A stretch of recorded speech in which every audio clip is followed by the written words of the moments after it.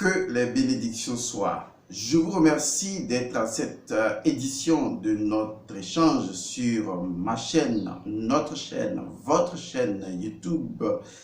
Elmancio Godson vous salue et vous dit que la lumière engendre toujours la lumière, éternellement la lumière dans vos vies, dans la vie de vos familles, des personnes qui sont proches à vous et également dans vos affaires et dans tout ce que vous faites. Je vous salue encore pour dire que je remercie votre présence sur cette chaîne. Le simple fait d'être présent sur cette chaîne, c'est beaucoup. Ça démontre que nous faisons quelque chose qui apporte quelque chose dans votre vie et c'est l'essentiel. Eh bien, nous allons continuer notre chemin. Nous allons continuer à libérer de l'énergie pour rendre service à l'humanité. Mais en fait, il faut le dire quelque part, mais c'est pour nous-mêmes que nous le faisons parce que nous ne pouvons rien faire qui ne nous construise nous-mêmes d'abord. Et donc, c'est fort de cet état de fait que nous avons du plaisir à le faire puisque nous sommes dans notre jardin, nous travaillons dans notre jardin, nous améliorons notre jardin et vous, certainement, de l'autre côté, vous appréciez ce jardin que vous contemplez de loin. Et certainement, cela vous permettra, vous inspirera à améliorer votre jardin, à le rendre encore plus magnifique, encore et encore. Et c'est ainsi que dans un quartier, dans une ville, sur un continent, on peut avoir des demeures exceptionnelles. Et donc, merci à tout le monde. Merci également aux entités invisibles, aux forces de l'invisible et que les bénédictions soient également aux forces obscures, les forces de l'ombre, les forces démoniaques. Je vous salue. Les forces malfaisantes, je vous dis que la lumière soit et nous savons qui nous savons que nous sommes et vous le savez et je le sais. De toute façon, pour le moment, nous ne sommes pas encore à vous, surtout à vous, forces obscures. On viendra sur une émission dédiée spécialement à vous, ne vous en faites pas. Aujourd'hui, nous allons continuer avec la famille. Donc, nous avions expliqué ce qu'est la famille. Nous avons montré au niveau métaphysique quelle compréhension vous devez avoir de la famille. Et que dans une famille, s'il y a une règle qu'il faut appliquer à soi-même, c'est prévoir l'imprévisible. C'est-à-dire qu'il faut s'attendre à tout et ne pas prendre les choses qui se produisent personnellement comme étant bonnes ou mauvaises. Cela relève juste d'une expérience collective de ce que je pourrais appeler un ensemble d'entités ou un ensemble d'âmes qui ont des choses à partager ensemble. Ces choses, ce n'est pas à nous de dire qu'elles sont positives ou qu'elles sont négatives. Et ça, donc, c'est un fait. Nous étions en train de parler de la sorcellerie. Et j'avais dit que dans toutes les familles, qu'elles soient africaines ou autres, chaque famille possède une branche sorcière. D'accord? Une branche de magie. Et souvent, cette branche se divise en deux. Si on va appliquer le principe de la gémellité cosmique, eh bien, cette branche se divise en deux. Il y a la branche de la sorcellerie noire, mais il y a également la branche de la sorcellerie blanche, c'est-à-dire la sorcellerie positive, même si ce sont des termes un peu trop clichés que je n'aimerais pas utiliser, mais vous comprenez déjà ce que je veux dire. Alors, quelle est l'origine de la sorcellerie noire? Surtout, je veux parler de la famille, puisque on a fait le rapprochement entre l'importance de la famille, le nom de la famille, la définition de la famille avec la réalité du sang, en rapport avec l'autel et les entités. Et donc, vous avez déjà compris si vous avez suivi les autres vidéos. Alors, la sorcellerie noire, c'est obligatoire que ça existe dans votre famille. Je sais, quand je parle comme ça peut effrayer les gens. Mais un chasseur, lorsqu'il rentre dans la forêt pour chasser, ne peut pas s'attendre à ne rencontrer que des antilopes ou à ne voir peut-être que des, je sais pas, des brebis ou à ne voir peut-être que des pintades sauvages. Mais un chasseur, lorsqu'il rentre dans la forêt, eh bien, il doit prévoir l'imprévisible. Il peut rencontrer un lion, il peut rencontrer un gros serpent ou un boa, il peut être nez à nez avec un rhinocéros. Eh bien, un chasseur, il est préparé à cela. On viendra un jour sur la compréhension métaphysique de chasseur. Je voudrais vous dire ainsi qu'au sein d'une famille, il faut admettre ces classes d'individus, en fait, qui sont primordialement des classes d'entités, qui sont à l'intérieur de la cellule familiale. Donc, la sorcellerie noire doit exister dans votre famille. Ça existe. Peut-être que vous n'en savez rien, mais ça existe de fait. Pourquoi? Parce que lorsque vous avez une famille, et donc vous avez un sang, qui a véhiculé des entités tout au long d'un certain nombre de générations, il y a ce qu'on appelle, disons, les résidus, d'accord, les résidus d'énergie. Ça existe pour tout métaphysicien, il sait, parce que toute activité produit forcément des résidus d'énergie. Oui, vous commencez à comprendre. Même si vous laissez de l'eau pendant un très long moment, eh bien, il va y avoir des dépôts, des résidus d'énergie, des résidus d'eau. Les activités que vous faites généralement, même quand vous travaillez tout le temps, si vous n'allez pas de temps en temps vous purifier, vous allez laisser toujours avec vous des résidus d'énergie. Donc, nous traînons toujours au sein de notre famille et donc de notre lignée de sang, nous traînons toujours des résidus d'énergie. Et ces résidus-là sont dans le sang et ces résidus, en réalité, sont des entités. Ce sont des énergies stagnantes. Il peut s'agir des choses qu'on faisait mais qu'on ne fait plus. Il peut s'agir des choses qu'on a délaissées mais qu'on n'a pas transmutées. Vous voyez? Il peut s'agir des habitudes qu'on avait mais qu'on n'a plus, mais en fait, qui sont toujours tout simplement restées là potentielles. Comprenez que même quand une industrie produit, disons, je vais dire n'importe quoi, hein, une industrie de sucre par exemple, ou une industrie de boisson produit, eh bien, il y aura forcément en greffe des déchets.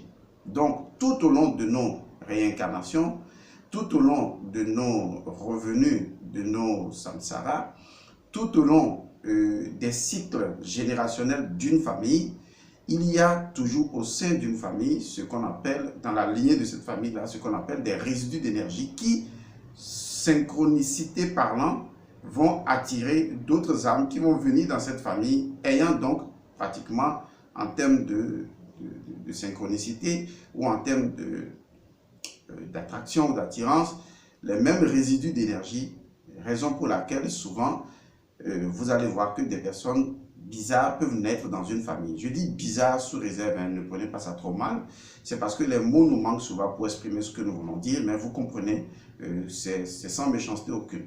Donc il y a des gens bizarres qui naissent souvent dans certaines familles. Alors, lorsque ces gens arrivent, ces personnes-là, potentiellement, bon, des fois généralement négatives, ce sont des personnes qui spontanément deviennent ce que je pourrais appeler propriétaires de par leur structure d'énergie, deviennent systématiquement propriétaires de ces déchets ou de ces résidus d'énergie. Je me répète, il est nécessaire de renouveler, disons, l'énergie du sang. Autrement, il va y avoir des résidus d'énergie. Par exemple, vous êtes un parent, votre père, vous l'avez connu, peut-être le père de votre père, vous l'avez connu, je prends juste un aspect, et vous avez vu votre père, le père de votre père parti, votre père aussi il a grandi, vous-même vous avez grandi, vous avez mis au monde un enfant, et maintenant peut-être vous êtes très vieux, et vous avez vu votre enfant grandir. Alors, prenez simplement ce petit cycle-là, grand-père, votre père, vous, et puis votre enfant, qui est également papa, et peut-être même que vous avez des enfants qui sont en passe de devenir papa. Analysons le schéma. Ça veut dire que tout au long de l'activité du papa, il a travaillé avec ce sang. Et ayant travaillé avec ce sang, il a eu à faire des choses que vous savez, des choses que vous ne savez pas. De toute façon, il a tourné comme une industrie. Et donc, il a produit un résidu. Mais ce résidu-là, c'est qu'au moment où il agit spirituellement, émotionnellement, physiquement, énergétiquement, il produit un résidu qui devient un dépôt dans le sang. Et donc, le père a continué cela, en a hérité, vous-même vous en avez hérité, vos enfants vont hériter. Bon, à quel moment, justement, vous allez vous arrêter pour agir sur le résidu du sang? Vous voyez? Et donc, quand vous ne le faites pas, eh bien, ça devient un dépôt, une stagnation qui, à un moment donné, va devenir infeste. Et une personne va devoir, au cours d'une autre incarnation, s'en occuper.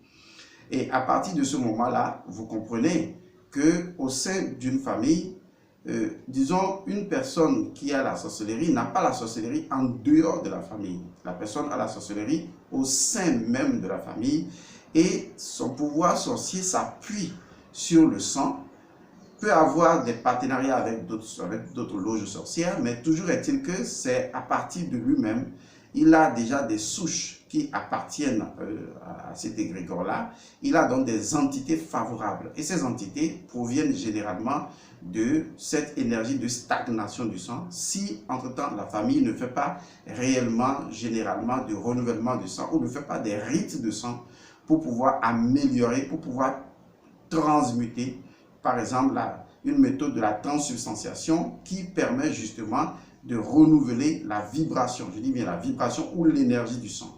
Je ne parle pas du sang en tant qu'élément physique, lui, il ne va que répondre à l'énergie sur laquelle vous allez travailler. Donc, le sang a son énergie. Donc, un sorcier, ou une sorcière, généralement une sorcière, eh bien, elle va être dépositaire de cette énergie-là et va se nourrir de cette énergie et visiblement va chercher à faire du mal à beaucoup de personnes. Donc, c'est également une chose que vous devez prévoir, une chose à laquelle vous devez vous attendre. Ça existe dans les familles. Mais à l'antipode, étant donné que chaque famille est également animée de gens intentionnellement positifs, eh bien, vous allez trouver d'autres personnes qui, on peut les classer dans une forme de sorcellerie blanche. Donc, ce sont des personnes qui aimeraient pratiquer un certain nombre de choses pour améliorer leur vie, des choses spirituelles pour pouvoir aller de l'avant. Et ça, on le rencontre également. Donc, ce sont des couches de personnes qui prennent de ce pouvoir positif pour agir vers l'avancement de la famille. Ce qui va nous amener justement à la troisième classe d'individus que je vais qualifier en griffe des spirituels.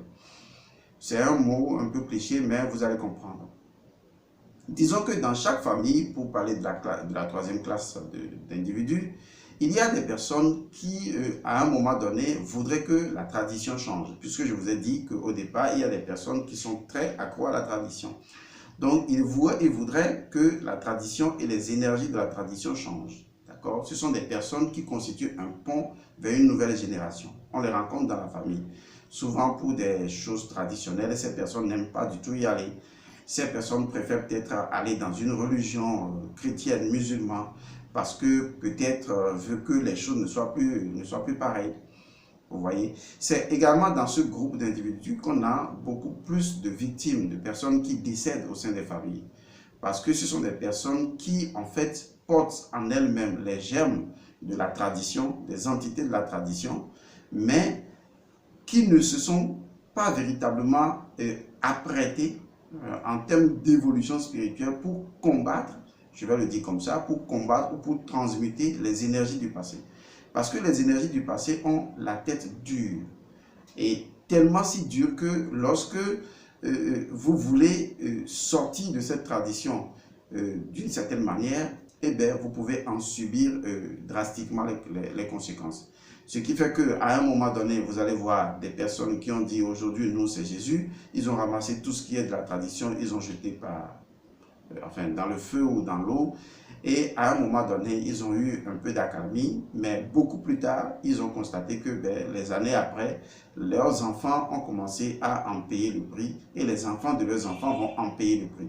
Parce qu'il ne s'agit pas de faire un acte extérieur et de dire au nom de Jésus ou d'utiliser le Coran, non. Il s'agit de faire un travail sur soi. Et tant que ce travail n'a pas été fait, eh bien, cette troisième génération que je qualifie entre griffes de spirituel et de religieux, eh bien, c'est des personnes qui sont souvent victimes. Victimes parce que les deux premières classes peuvent facilement les manger.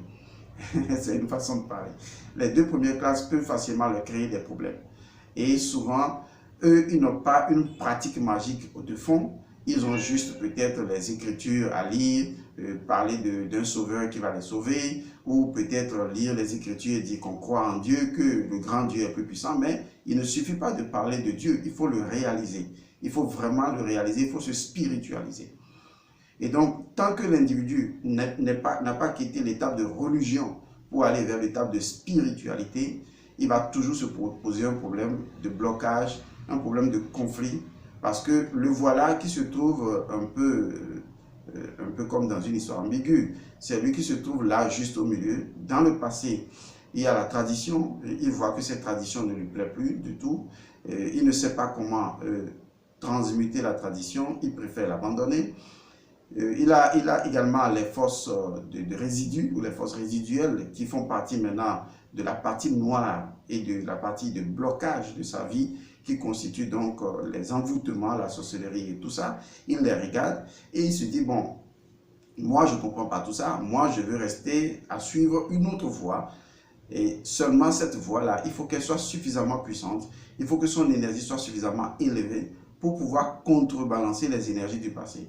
Parce que là, nous ne parlons pas d'un livre sacré, non, ça n'a aucune importance. Ce qui est important, c'est la puissance magique que vous dégagez. Et quand vous dégagez une puissance spirituelle supérieure aux énergies du passé, eh bien, c'est vous qui faites la loi. Vous êtes en mesure de changer les choses du passé vers l'avenir.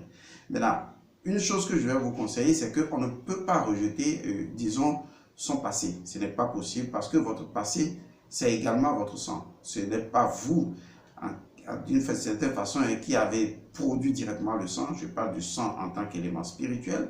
Eh bien, vous avez hérité de ça, de vos parents. Et vos parents ont hérité de ça, de leurs parents, jusqu'à un niveau encore plus éloigné. Et donc, vous êtes également responsable de ce que ce sang-là a apporté dans votre vie. Donc, ne cherchez pas à rompre avec la tradition, ni avec les résidus d'énergie. Cherchez plutôt à être vraiment des spirituels, pas des religieux, à être des spirituels, c'est-à-dire des gens qui décident de faire un travail transformationnel.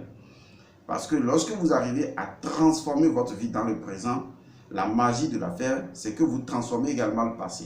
Oui, les gens ne pourraient pas comprendre. Parce que quand vous leur dites qu'en transformant le présent, vous transformez le passé, ils vous diront, mais oui, le passé est déjà passé. Mais comment est-ce que ce passé-là, je peux le transformer si je transforme le présent?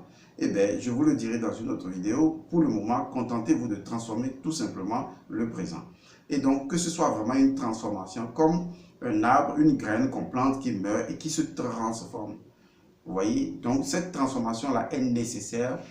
C'est ce que nous appelons la spiritualisation. D'accord? C'est cette spiritualisation-là qui va vous donner une supériorité sur ce qui est lié complètement au passé. Tant que la voie que vous suivez est une voie authentique, originelle et une voie supérieure, une voie dont la vibration ou la séquence vibratoire est supérieure à tout ce qui est passé ou aux entités du passé, eh bien, vous avez toujours la capacité de maîtriser sur ce qui va vous arriver du passé dans le présent.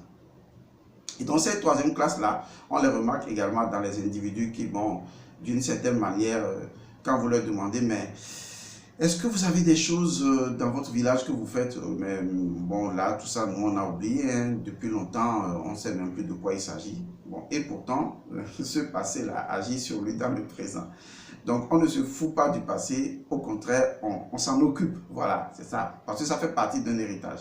Si votre papa vous avait laissé beaucoup de parcelles, je doute fort que vous allez vous réveiller un matin pour dire, bon, les parcelles, bon, moi, je m'en fous, hein, je vais dormir dans la rue. Non, si vous prenez les parcelles, c'est que vous prenez également des entités qui vont avec. C'est que vous prenez tout un ensemble de choses du passé. Donc, il faut savoir ce que vous voulez vraiment. Donc, vous ne pouvez pas éviter votre passé. Votre passé fait partie de vous dans le moment présent et vous devez chercher plutôt comment transmuter les énergies vers une instance supérieure. Et non dire, je coupe avec le passé et je vais être meilleur dans l'avenir. On ne coupe pas avec une partie de son identité, pas du tout. Eh bien, la dernière classe d'entités, ce sont des personnes que j'appelle souvent des je m'en foutistes. C'est-à-dire que ce sont des personnes qui, rien de tout ce que vous racontez là, ça ne les touche. Elles s'en fichent pas mal. Vous parlez de tradition, vous parlez de sorcellerie, vous parlez de spiritualité, non. Eux, ce sont des gens qui se disent pragmatiques. C'est-à-dire que ce sont des gens qui veulent vivre dans ce qu'ils appellent la réalité. tant que ces choses ne les touchent pas. Et parmi ces personnes-là, il y en a qui, franchement, quand elles vous disent que ces choses-là, ces personnes disent ces choses-là, on s'en fout. Mais des fois, je dis bien des fois, les gens ont beau essayer souvent de leur nuire, mais personne n'arrive vraiment à leur faire du mal. Parce que au fond d'eux-mêmes, ils ont atteint un stade de neutralité. C'est-à-dire pour eux, ils ont atteint un niveau de je ne suis ni pour, je ne suis ni contre. Moi, je veux vivre ma vie telle qu'elle est dans le présent, dans ce qui est pragmatique. Tout ça, ben non, ça ne m'intéresse pas. Et souvent, ça leur marche. Ça leur marche parce que ces personnes ont peut-être quelque chose de plus, enfin, je ne vais pas dire supérieur ou de plus important, mais quelque chose de plus marquant, c'est la volonté. Le pouvoir de la volonté est un pouvoir extraordinaire. Il y a des personnes dont la volonté est si puissante, dont la volonté est si forte, que quelles que soient les choses que vous allez tenter contre ces personnes-là, eh bien, ça ne marche pas. Oui, désolé, c'est comme ça. Il y a des individus comme ça. Ces personnes n'appartiennent pas à des loges, ces personnes n'appartiennent pas à des groupes de spiritualité, ces personnes n'appartiennent pas à des groupes de religion. Des fois, ces personnes ne prient même pas. Et souvent, quand ces personnes vont consulter, on leur dit simplement que vous, là, on dirait que vous êtes naturellement protégés.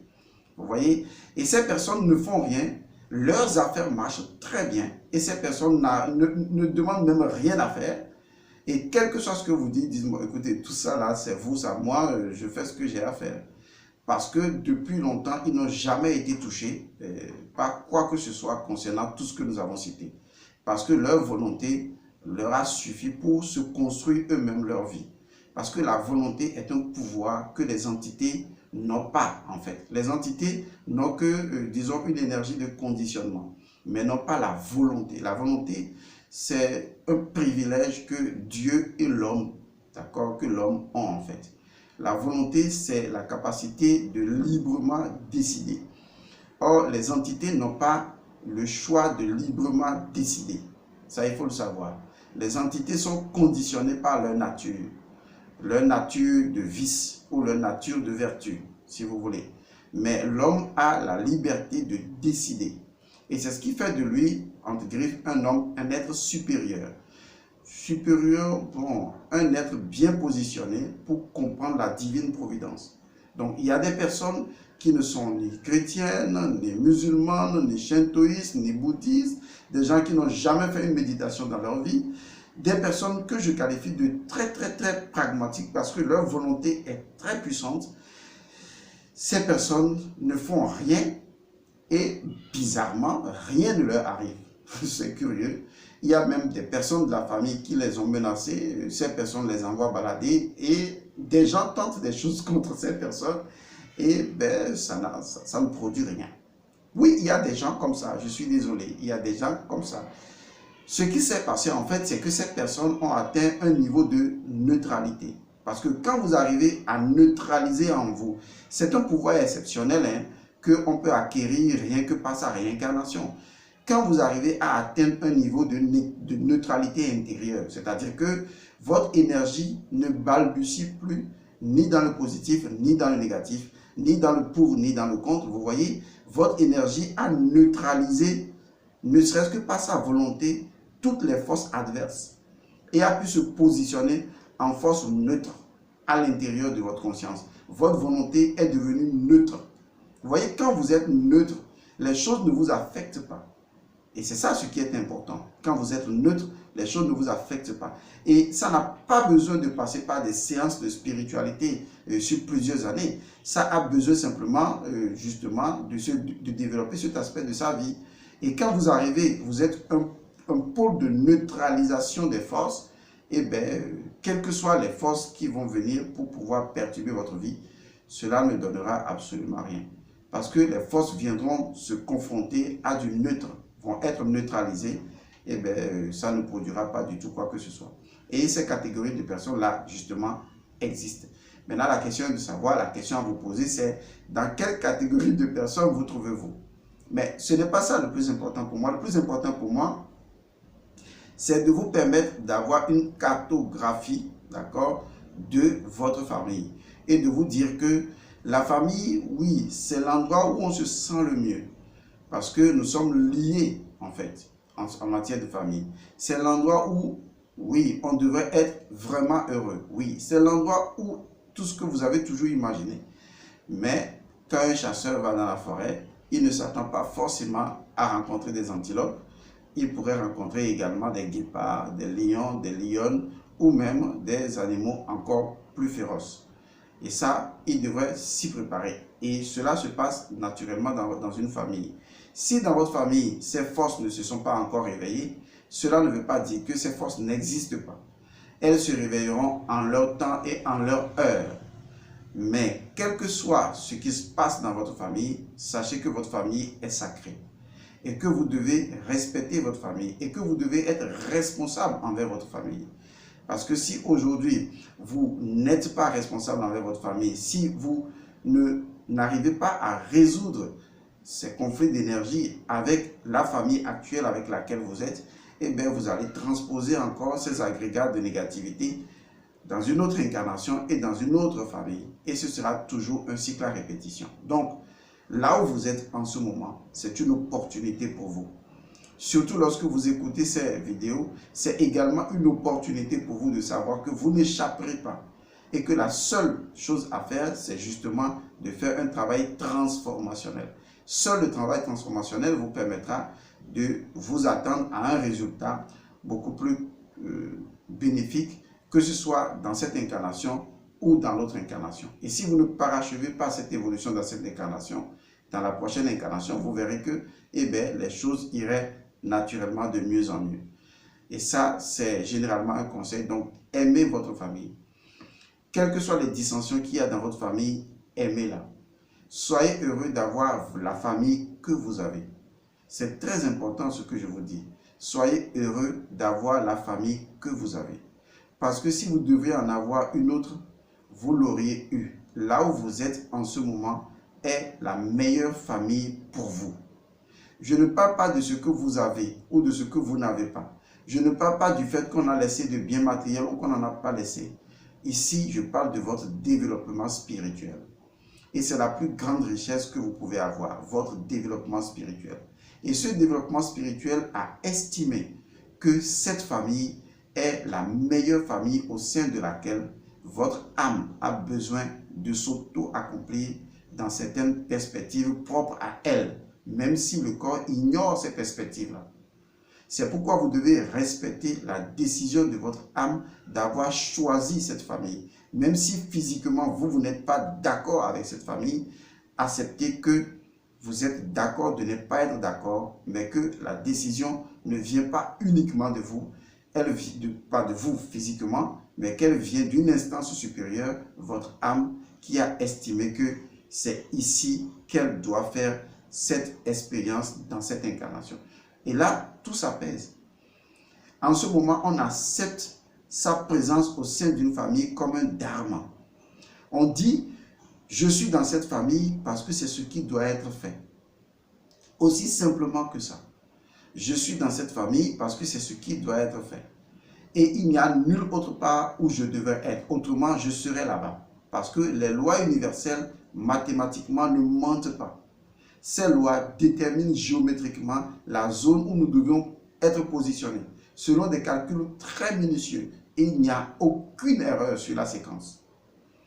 Et donc, nous sommes exactement, précisément là où nous devons être dans l'infiniment grand. Nous sommes précisément à l'endroit, à la place, au lieu, au moment. Nous sommes là où nous devons être et nulle part ailleurs. Vous voyez, lorsque vous acceptez ça, vous retrouvez la paix en vous-même. Vous n'êtes plus en conflit avec vous-même. Il y a des gens tellement qui sont en conflit avec eux-mêmes, qui se disent, oui, c'est quelle famille ça? Pourquoi je suis dans cette famille? Je ne devrais pas être là. En fait, c'est vous qui créez le conflit au sein de la famille. C'est vous qui n'avez pas, au niveau de votre esprit, au niveau de votre âme, vous n'avez pas accepté. Il faut avoir une unité d'esprit, d'âme et de corps. Il faut que votre corps accepte la destinée de votre âme. Et que votre âme s'harmonise avec votre esprit. Que les trois instances de vous, esprit, âme, corps, s'harmonisent avec ce que vous êtes ici et maintenant. Vous êtes dans la famille la plus magnifique qui soit, quel que soit son état. Ne jugez pas. Neutralisez les forces. Ne les jugez pas. Vous êtes dans la famille la plus extraordinaire, la plus magnifique. Oui, je sais, vous me direz, dans la famille, on a déjà mangé 25 personnes. Oui, ça n'en fait pas moins la famille la plus extraordinaire qui est le seul choix où vous devrez être en ce moment. Vous êtes là où vous êtes parce que c'est justement ce que vous devez faire. C'est votre dharma. C'est très important de l'accepter. Acceptez votre famille. Acceptez d'être là où vous avez toujours voulu être. Acceptez que l'infiniment grand n'a fait aucune erreur de vous positionner justement là où vous êtes. C'est la clé de la paix intérieure. Et quand on retrouve cette paix-là, ce n'est plus que on accepte les choses malgré soi. On les accepte tout simplement avec amour. Maintenant, on les comprend mieux. Maintenant, on comprend les différents agencements qui ont voulu que je sois là. Et maintenant, on passe à la prochaine étape. Qu'est-ce que je suis censé faire? Quelle est ma mission? Qu'est-ce que je dois jouer comme rôle? Parce que je ne suis pas juste venu constater. C'est que je dois jouer un rôle. Maintenant que j'accepte, maintenant que j'ai accepté ma présence au sein de cette famille, maintenant que je l'ai compris que c'est mon dharma, que c'est ce que j'ai voulu, maintenant la question est pourquoi? Quel est le but? Qu'est-ce que j'ai choisi de faire? Mais on ne peut pas le comprendre tant qu'on ne l'a pas accepté, sa présence. Une fois que la présence est acceptée, eh bien, la prochaine étape s'ouvre à soi. On sait pourquoi on est dans cette famille. Et quand on le sait, on fait exactement ce qu'il faut. Et ça également, c'est votre dharma. Je vous remercie d'avoir suivi donc ces éditions sur la famille. J'espère que avec les peu de temps que nous avons pu quand même vous apporter quelques éclairages et que cela vous permettra de mieux vivre avec votre famille qui est en fait votre plus grande richesse. Vous saurez l'apprécier avec amour, humilité, avec joie et certainement cela vous ouvrira les portes pour découvrir qui vous êtes vraiment. Je vous remercie, je vous retrouve la prochaine fois.